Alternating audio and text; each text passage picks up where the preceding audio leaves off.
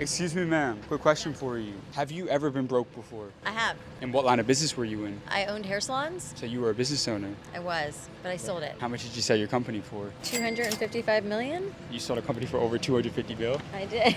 Actually. Yep. I go all over the world interviewing the most successful business owners. Could I get one quick minute with you for the channel real quick? Sure. Did you have a lot of money when you started your company? No, I had no money. I had no money. Luckily, my brother had a little bit of money. My brother was one of the first employees at Yahoo back in the day. So he had made a little bit of money, but I had no money. But he offered me basically sweat equity and said, you run the business and I'll, and be the day-to-day. And he had another job at the time. I was like, so let me get this straight. I don't put in any money, but I have 50% equity, which I thought I was like, that's a great deal. Like, yeah, no, I had nothing back then. Did you raise a lot of money? We did, 75 million.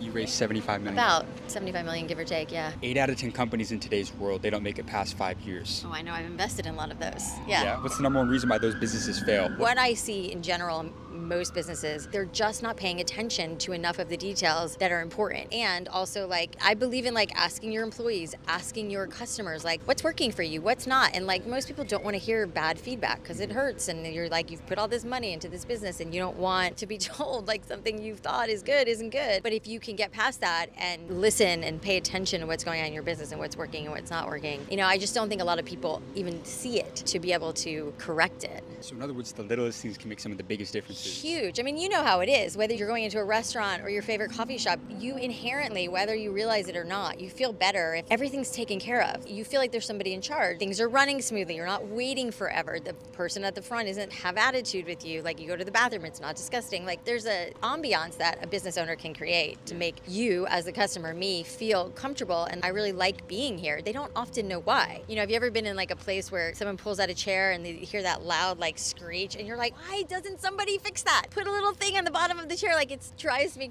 crazy. But I'm a lunatic. I will go into any place and be like, this could be so much better. So I think that's why, to your point, I didn't know exactly the statistics, but so many fail because they're just not paying attention. As a multiple 9-figure entrepreneur, what was the best financial advice that you ever received? I would say be really careful who you get into business with. And that was definitely an experience that we went through as we were raising money, and we raised about 75 million. You don't want to raise money from the wrong people. And by the wrong people, I mean people who aren't in lockstep with you, what you want to build, what your vision is. It's a lot of entrepreneurs, I think, can easily make the mistake of someone's offering to give them a lot of money to invest in their company, but they have a different idea of what they want and what the long-term vision of it is, or, what infrastructure is going to look like, or if the CEO or founder is going to stay. There's all these things that come into play. So you have to really know who you're getting into business with, because again, it's a marriage and you want to make sure you feel really good about that, not just take a check.